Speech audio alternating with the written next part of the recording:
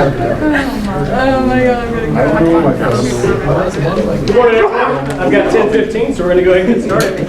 We're happy to have you here to be here for Britton Bracken's final presentation. I'm going to quickly go over a few things. We have a timer at the back. She's going to have 30 minutes to deliver a presentation that addresses the three objectives you see around the room. She's going to talk about who she aspires to be as a teacher, how she's going to maximize her internship up there in the West in Erie, and talk about what she's done along the way to get her to make sure that she has the opportunity to succeed in her student teaching internship. And so just a few housekeeping things. Again, she'll have 30 minutes to present. Britton will have time on the back so you'll be able to see that. It might make an obnoxious noise if you go too long.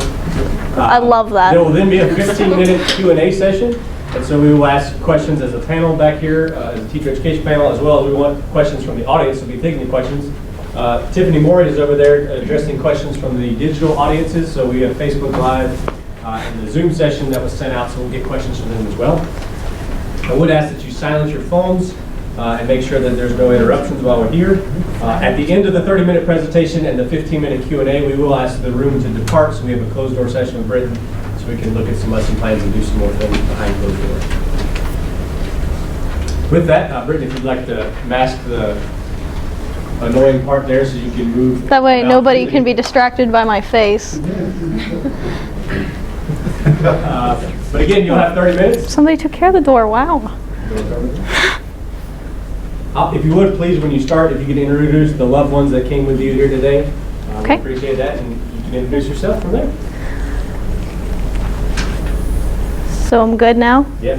Okay, so my name is Britton and welcome to my final presentation. With me today I have my dad Bill, my grandmother Alice, my grandfather Dale, my fiance Kevin, and my mother Chris. So they traveled from Armagh, Pennsylvania, about an hour and 21 minutes to come here and support me at my final presentation.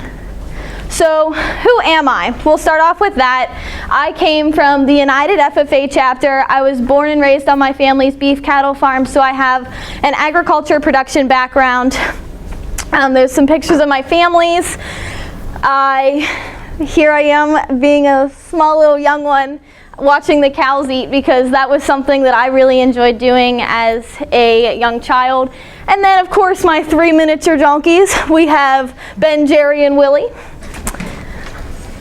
So today, as Dr. Curry said, we're going to talk about three different things, three questions that I'm going to answer throughout my presentation as to how I am ready to be a student teacher, who do I aspire to be as a teacher, what opportunities have formed me and developed me to be the best teacher I can be, and how am I prepared to maximize my student teaching internship. So the first question, we'll start off. My teaching philosophy, it's also in that packet that you have, so if you flip that open, you can look at a larger scale photo of my philosophy that I created. Something that's really important to me as a teacher is having a welcoming environment for my students. I want every student to walk in my door and just be able to be open and be themselves in my classroom. I think that they can learn better whenever they're not focused on being a certain aspect of themselves. Hands-on learning. People learn by building things with their hands. It's one thing if you lecture at a person, they can memorize it and they can give it back to you on an exam, but it's another thing to make that knowledge more concrete with building with their hands. And then of course, having a student-driven environment.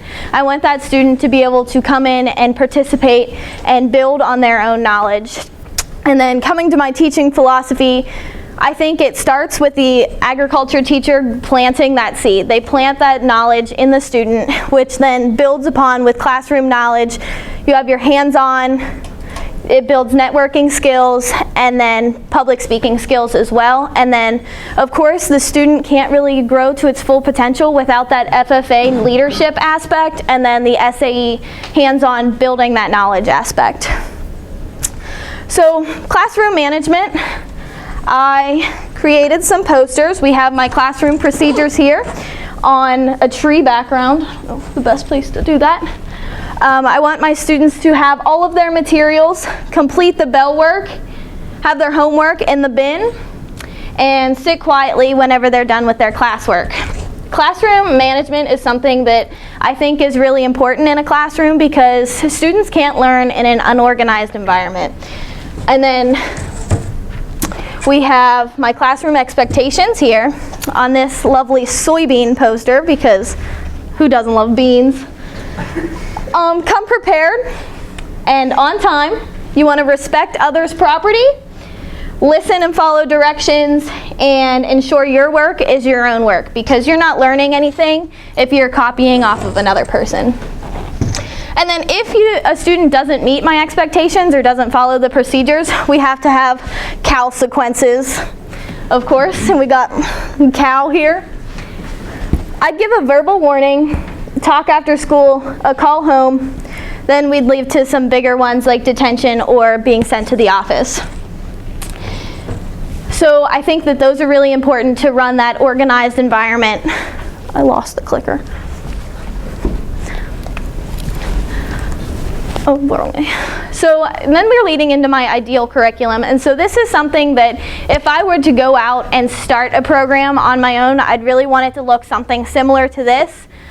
I'd want all of my beginning students to start out with an introductory to ag. That way we all can build on that same knowledge. We can all have the same building blocks of knowledge starting out. And that can introduce us to SAE and to FFA. SAE is Supervised Agriculture Experience, for those of you that might not be familiar. But then we'd lead into our horticulture track, which would include a landscaping, a floral design, and agronomy. An animal science track, which could include small animal, large animal, and then a genetics course. And then we'd have a natural resources track, which soil science, environmental science, and a forestry. And then ag mechanics, which could be small gas engines, welding, and then an ag construction class. I think all of those classes could really build on students to get them into that career that they are really inspired to be into. So my comprehend, this is a really bad photo of this, but for my $15 project, I made this shelf. It'll look like this against the wall, and then the brackets are rebar, which are welded together, and then I burnt our hashtag into the front of it here. Our hashtag is PSU AgEd 20. So anything cool that our cohort does, you can follow that hashtag on any form of social media and be able to see really cool things that we do. So leading into my FFA and SAE integration, how I'm going to use those in my program is, I think of them as kind of like a numbered circle. I'm not putting one circle over another. I'm not saying one is more important, but I'm saying that one can't happen without the other. So we'd start out with classroom instruction, and then we'd lead into the leadership portion, and then with those two combined, students can then lead into a better SAE placement program. So with SAE, I would make AET a grade. AET is the platform that is used for student record keeping. Record keeping is something that is not as exciting to high school students because they could be doing other things like working hands-on with their project. Why should we keep records? That's a really important conversation to have with high school students. I would make it a grade. Scheduled SAE visits would have to be within 3 weeks in advance. That way they're kind of treating it with enough leadership and enough understanding like a career. So I want them to be career ready, and that's just me getting them into that mindset. So I would also require 3 SAE visits a year. That way I'm checking in on them, but also they're having enough prepared to be checked in by me, and they can have their records. I can look over things. That way they can be better prepared to get different degrees within FFA. And then another really cool idea that I didn't know a lot of schools did this, but after talking to my cohort members, some schools do. I would have like a science fair, but for SAE projects. So students could come in and present their SAE projects as if it were a science fair. That way they could get a little bit more excited about it, and they could share their SAE projects with their fellow peers and with the peers' families. And I think that that would just get students a lot more excited to have an SAE project, knowing that they're sharing that knowledge with other people. So FFA, I would have an FFA Friday, which would include just going over what's coming up in FFA. That way everyone in my classes is able to be included in FFA, because I know that a lot of students have jobs after school. A lot of students don't have a ride to school early, depending on when you're having your FFA meetings. So if you're having your FFA meetings after school, some kids can't make it. If you're having your meetings before school, some kids can't make it. So I think having just a little bit of 15-minute segment of a class talking about your FFA is a good idea. An FFA day, when my officer students or some really cool students doing really cool things in FFA would go around to different classrooms and they'd give a little 5-minute kind of presentation on what FFA is, just to be a little bit more of a program recruitment strategy. So FFA CDEs. CDEs are career development events, so those are the events that FFA members compete in to go to states and then end up at the national level. Within different events, there's forestry, natural resources, small gas engines, floriculture, horticulture, those types. And then, of course, FFA conferences like SLC, FLC, and ACES. Those are all leadership conferences, and I think that as a senior, they should have at least gone to 2 conferences throughout the 4 years of them being involved in my program. So my program recruitment video, we're going to talk a little bit more on SAE in this, just because I think SAE is part of the circle model that not all schools emphasize in. SAE is the 3 circle model. I'm going to make that louder. Supervised agricultural experience is a student-led, teacher-advised part of the agriculture education model. This portion is important for students because of their involvement in the parts of agriculture that they are interested in. SAE allows students to choose their own path in agriculture that can and will prepare them for their own career.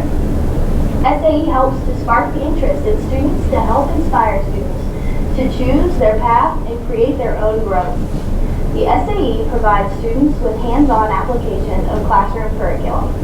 High school is a very important and crucial time in a student's life, and it is important to provide as many opportunities for students to get involved and have hands-on experience.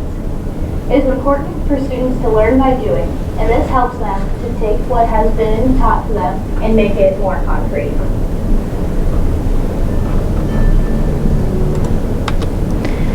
So, like I said before, I'm not saying that SAE is the most important or the most crucial part of that 3-circle model that we kind of live by in agriculture education. I just don't think that a lot of schools use it to its full potential in really inspiring students and getting them as involved in the agriculture field as it could be used. So community integration, so I know that where I'm being placed is at Northwestern High School. I forgot to say that in the beginning, but it's in Erie County. It's about 10 minutes from Lake Erie, so I'm really close to the lake. And that's kind of maple syrup country up there. There's a lot of sugar maples, and they really do a lot with that, which is really cool. So as my community integration, I would think that I would really like to have, because this is actually they call it the sugar shack. That's where the school produces their maple syrup. I would really like to have a community night where we could really show that off and really do kind of like a hands-on with the community. How do you make your own maple syrup type thing? I think that the community would be really excited about that, to see how students, young community members, are using the natural resources from the area and producing and making something that they can make a profit with. And then another really cool part of the area, they have the Tom Ridge Environmental Center. And I don't know if you've heard a lot about Lake Erie, but the water quality is not very good at some parts of the lake. And so there's a lot of research going into different water quality tests and how to clean that up and make it a better environment for not only the people, but the other living organisms that are around that lake and use those resources to live. So I would really like to have a field trip there, take my students and have them get hands-on experience as to what environmentalists are doing with that water, how they're testing it, why they're testing it, and I think that we could have a community night at the school where the students could then teach the community members as to if the community is doing something wrong, if there's pollutants getting in the water. I think that that would be something that's really cool and really needed for the community. So here I'm going to talk about what opportunities have prepared me and formed me to be the best teacher that I could be. So some key courses that I have taken while being at Penn State: Special Education 400. I am going to talk about this a little further, but I am minoring in special education, and they really taught me about different behavioral differences within students and how to handle that. And then the special education laws, which are really important whether you're an educator, because you need to know if you are providing those students with what they are expected to be provided with. Animal Science 201, very rigorous course, a lot of information, but I can say that I learned a lot from that class just because of how much information was really given to me and how much information I was able to digest from the class itself. And then Agronomy 28, which I'm currently finishing up this semester. I learned that corn is a grass. Who would have known? And then I learned about different biofuel crops. I do love corn, for those of you that don't know. It's my favorite crop. And here we're going to talk about my minors and my certifications. I am minoring in special education. I was just recently accepted into the Penn State Graduate School here, and so I'm going to finish up my master's. They have an extra year program, so as long as I graduate with a teaching degree, I'm able to come back for an extra year and get my master's in special education, which is something that's really important to me because I think that a lot of the times those are the students that are put in our classrooms, and a lot of the time they're not really learning to their full potential within our classes. I have my safe tractor driving certification, I have my OSHA 10, my beef quality assurance, and then I can do CPR and first aid because I'm trained. Different professional development events that we've went to. As a cohort, we just got back from California. So because our program is so awesome and really pursuing us and wanting us to be the best educators, we were able to go to California and meet teachers from all over the country and get to talk to them about how they do certain things and how they make lesson plans and things that worked for them, things that don't work for them. So it was really awesome to be able to connect and network with different teachers from all over the state. And then of course you have the Pennsylvania Agriculture Educators, which NAAE is National Association of Agriculture Educators. But in Pennsylvania we have, I want to say it's like a tight-knit group. It's a group of people that we can really reach out to, and we know that they're not judging us, they just want to help us in every way that they possibly can. And we got to eat dinner with a couple of our Pennsylvania educators, and we got to see that agriculture educators, they're real people too, and they do have lives, they do fun things. And that was something that really pushed me to succeed, because now I know that I can go out with my friends and it will be fine. Sharing connections, so I don't have a real internship background. During the summers I go back to the family farm and I take place in planting crops, harvesting crops, feeding cattle, making sure that the cattle are moving through our program at the rate that they're supposed to be.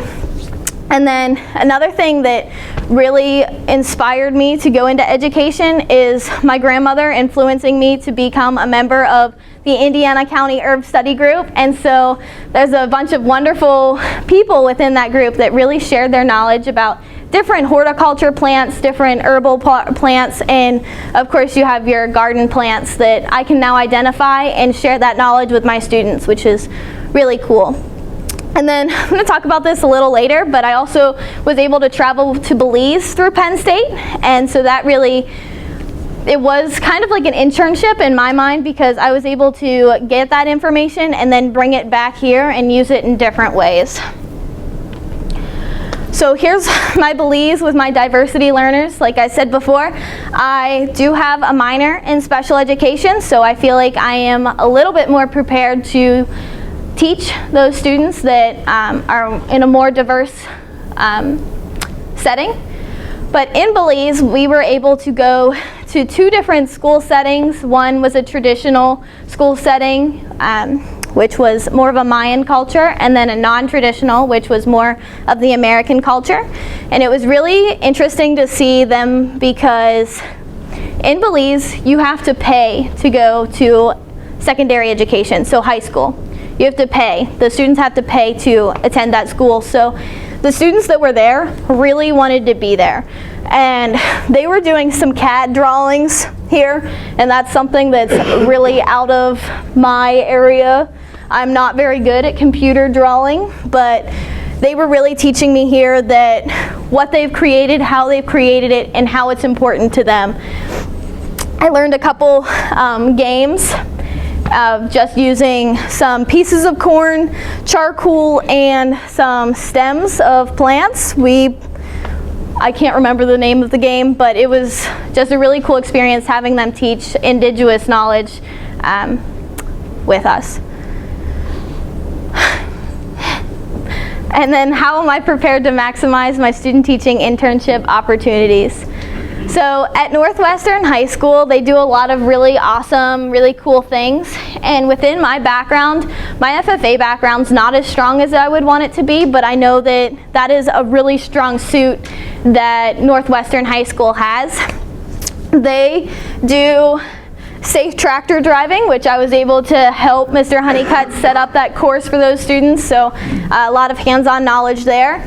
They perform a lot in the classroom with different hands-on knowledge.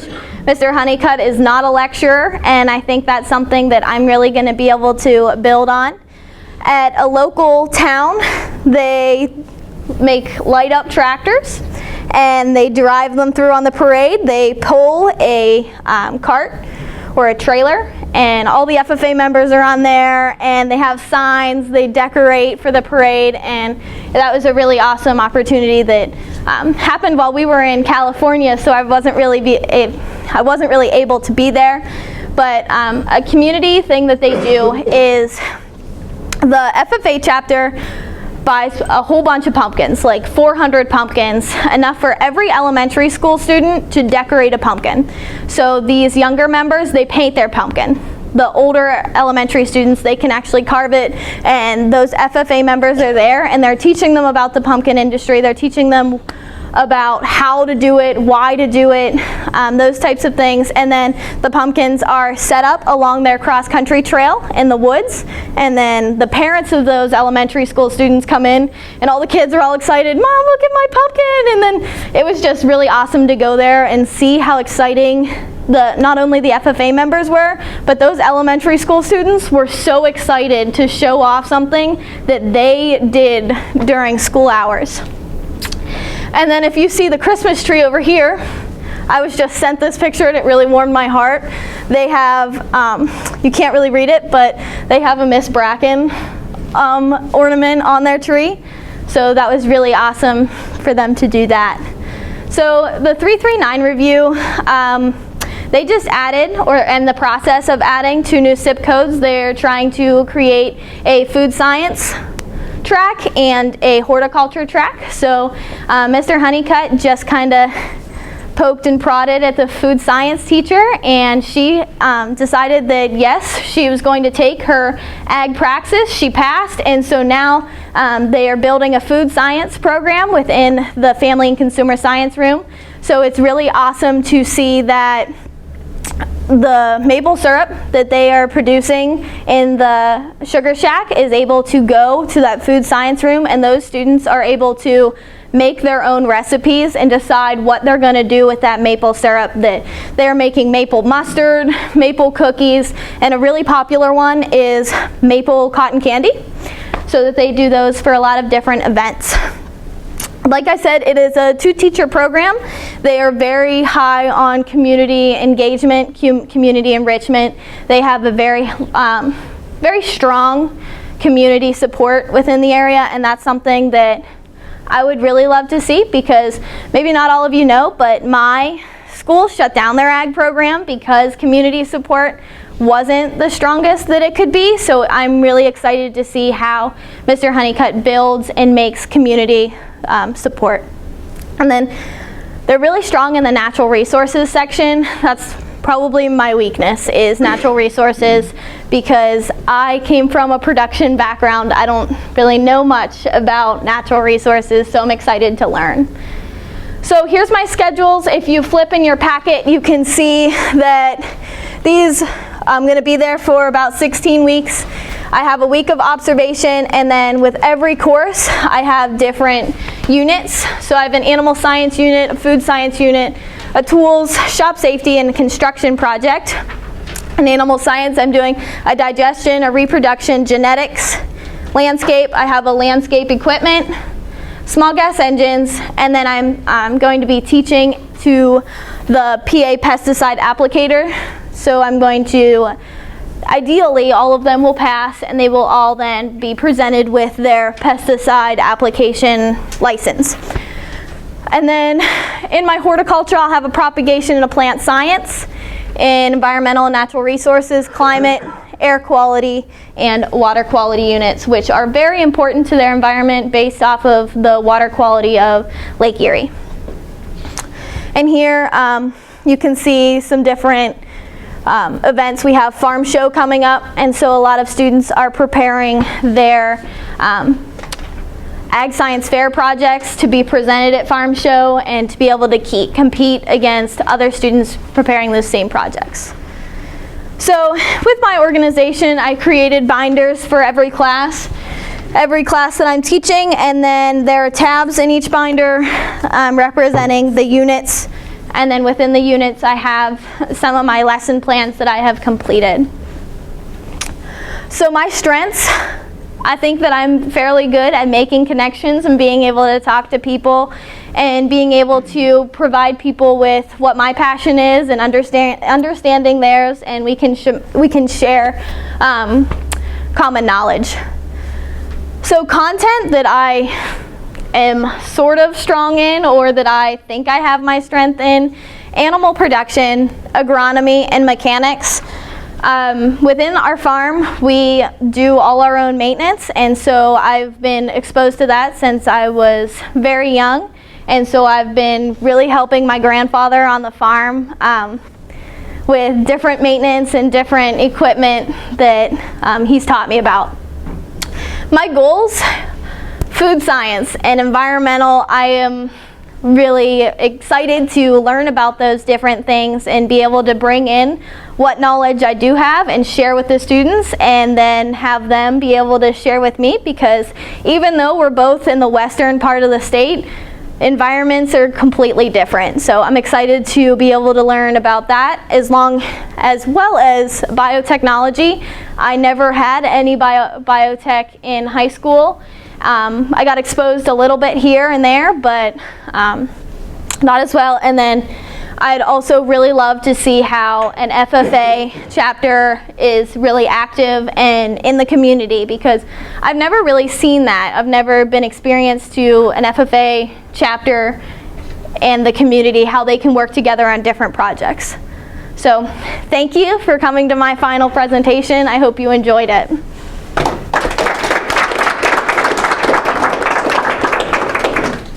Thank you, Britton. We're going to go now to our questions portion of the presentation. And so we would like to bounce between the digital presence on Facebook Live and the Zoom session, the live audience, and the teacher panel.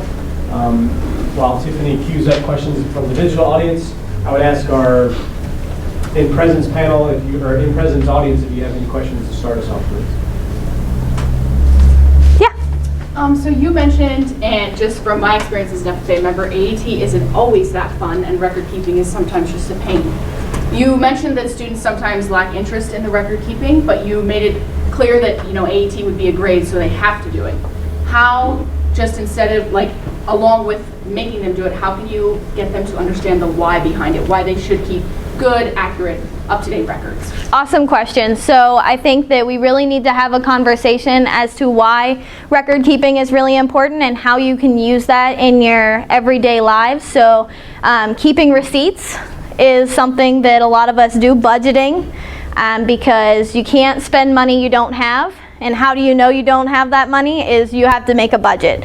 So I would really have that conversation ideally in the introduction to ag class, that way that they can build on that knowledge as they grow throughout the program. But I know that I'm just jumping in at Northwestern, and so I know that that's something where they struggle. So I know that I'm going to be having that conversation with a couple of the students that don't think AET is that cool of a program. Britton, my question was on SAEs, so I'll follow up there. Maybe you talk a little bit about the new SAE for all model and how we have new categories of foundational and immersions. And in your graphic, you had the SAE is incorporated in that intro, I can't remember the name of it, but that intro ag science course. Right. Talk to me about what happens when you get a senior in your class, and that's the first time that you've seen them. How does their SAE interweave into your program when they've not had that 3.5 years and understood what SAE was back their freshman year? Right, and that's a type of a situation where you need to have a conversation with that student and introduce them to SAE and tell them how this is going to be important to their lives. So what track do they want to go down? Are they interested in being a member of the agriculture community, or is agriculture just something that they just want to take that animal science course and then they want to just follow into the math? They might want to be a math teacher or something that's not ideally in the agriculture community, but there's different SAEs that I could place them in, or I could push them to be a part of a different SAE, that way that they are growing in that in that different model. Thank you. You're welcome. So Britton, your ideal program model showed introduction to agriculture first and then classes underneath there. So how do you, does that work with a senior coming into your program that might want to take one of those classes that didn't have that introduction to agriculture class? Absolutely. So that ideal program was just an idea, my idea as to the incoming freshmen. So the seniors that might just want to take 1 or 2 courses, they don't want to be a completer. So that ideal program that I had up there, that was for students that want to be a completer of the program. They want to take that knock-knee, they want to go further into animal science, into natural resources, those types of things. So I don't want to say that the track doesn't apply to those seniors, but it could really interest them and to make them decide, oh hey, maybe I do want to take an animal science class in college. So ideally, they wouldn't be thrown into that first class. They could take the class that they wanted if they didn't want to be a completer of the program. Britton, could you provide an example of FFA being an intercurricular leadership laboratory? Absolutely. So FFA, agriculture teachers really strive to have their students go into FFA to prepare their, I don't want to say people skills, but their public speaking, their networking skills, those types of things. So having a student really be pushed into FFA. I know that my ag teacher really pushed me to be in FFA and to compete in public speaking. So I think having a creed portion of the class in that ideal program model, in that first ag science, having the creed be a part of that, I think that that would really push students to have that leadership skill and really want to be an FFA member. Okay, follow up. Describe how a student interested in herbs Okay. could maximize the school-based ag ed model. So a student that might be interested in different herbal crops, which we have a greenhouse at Northwestern, and at my ideal program I would really push to have a greenhouse. That way that student, along with other students that might be interested in different horticulture crops, they can take a horticulture class that would be their classroom instruction within FFA, they could compete in horticulture or floriculture, nursery landscape, those types of career CDEs. And then their SAE could be within a greenhouse management placement, or they could even grow their own herbal plants within their garden, or that would be something that would be really cool as an FFA fundraiser. I know a lot of FFAs do produce floral plants in their greenhouses, and then we could go into vegetables and then herbal crops. Thank you. Yes, Mary? So, Britton, you're getting your minor in special education. How is that going to affect your ag program, and will that affect at all like how you recruit students for your program? I think that me getting my minor in special education, just with my background in agriculture education, a lot of those students from the special education department are put into your class as like a just drop them here because where else are they going to go type thing. And that's not the ideal situation for those students, because they can really grow and they can really do a lot within your program. Those students could end up being one of your top students in the program. And so with my background in special education, I can make that community of my classroom more diverse and more differentiated based on their IEPs. I can make their lessons more hands-on, and then those students can then grow and develop into really awesome FFA and agriculture education students. Yeah? Okay, so at the beginning of your presentation, you mentioned that an organized classroom is really important to you, and so I have a scenario for you. I'm curious how you'll react. So you just got back from taking students to the national convention. You're out of your classroom for a week. You come back in at 6:30 Monday morning. Classroom is a mess. All of your stuff that was in drawers is in the wrong drawer. There's no notes left from the sub, but you noticed that the sub didn't follow any of your lesson plans. Some of your prized possessions have been destroyed, or let's say graffitied.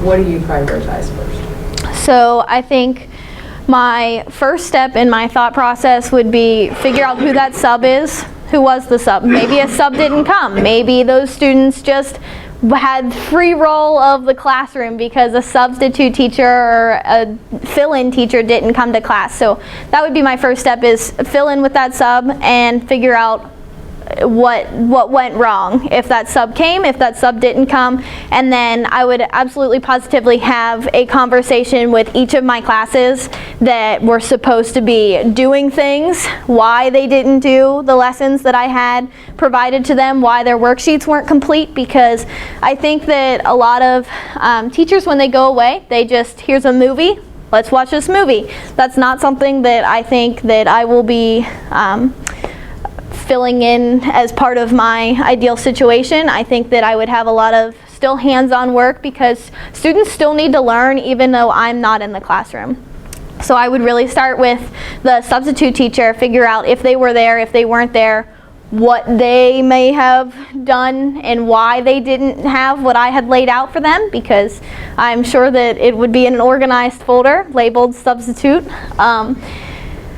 And then talk to the students and figure out what they did instead of what I had planned. You gonna ask her, Emma? You asked that one. If I have time, I'm gonna ask another. Yeah. I didn't hear on how you made a professional contribution to the community of learners that we identify as PSU Ag 20. What did you do to make everybody else better? So I came in with a lot of agronomy background, and I was able to share that with at least half of my cohort members, because they don't really have, a lot of us, we came in with different backgrounds. Some have environmental, some have production, some have equine backgrounds, and so we were all able to share that knowledge with each other to make each other a better agriculture teacher overall. All right, then I'll go to my question. So you mentioned in your model your ideal curriculum, that if you ever had the chance to start a program, that's how you'd want it to look. So what happens whenever you take a job at a program that has an Ag General zip code, and it doesn't fully meet your ideal. Is there anything you can do about that, or do you just suffer through for the next 30 years teaching what's there? So I think that you can really mold a program to being what you want to be. I wouldn't go right in and start making changes right away, because I think alumni and community members wouldn't be too thrilled about me, a new person, just jumping right in and changing everything. So I think changing little things first. I would really strive to make sure that they have the facilities that I think would make my students better. So that greenhouse, a shop, and then the ideal classroom, which in my ideal classroom I wouldn't have desks, I would have tables, because I think group work is something that's very important in agriculture education, where students can connect together and share their own thoughts with each other and then build on their knowledge. Some would say curriculum drives a program. If the curriculum isn't fully meeting what you are looking for, where would you start with changes so that you didn't lose your state funding as an Ag General set, or could you? What have you learned over the semester that might help you in keeping that funding available? So a Chapters 339 review is something that's really important. That's where a chapter is funded from the state funds. So a 339 reviewer comes into the program and they review you, how good your program is, how well you are teaching it, and then you kind of get, that's not what I wanted to say. So the reviewer comes in and they give you feedback on how you're doing as an ag program, how your program is functioning, and how you are functioning as the teacher with the different, within that school community. And then another part of curriculum that I know is available for teachers is case curriculum. So within NAE, they have their own kind of curriculum, and then you can go to courses and be certified in different parts of that curriculum. So I'm not sure of all of the curriculums that they have, but I know that they have a food science curriculum, a natural resource curriculum, and an animal science. I know that there are more, but I'm not particularly sure of which ones there are. Okay, thank you.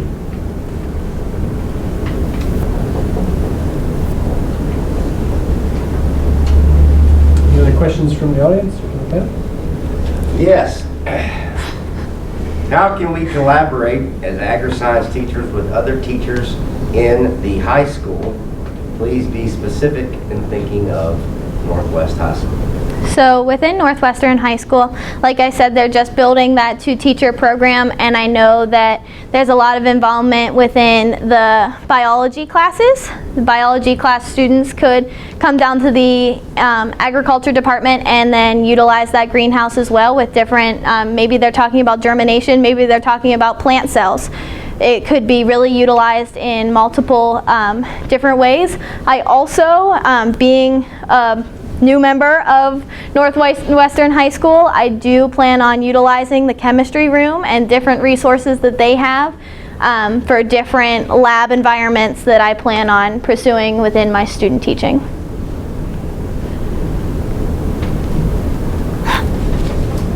So Britton, I can end the questions on this one. We did knowledge, skills, and dispositions last week in 295, and you evidenced where you've advanced in those 3 years. Can you give me an example of a disposition that you've advanced between January of 19 to December of 19? So a disposition that I think I've advanced in is probably listening, being a better listener, and really knowing what I need to learn to be able to teach my students what they want to learn. Joel, help me in giving Britton a big round of applause for that.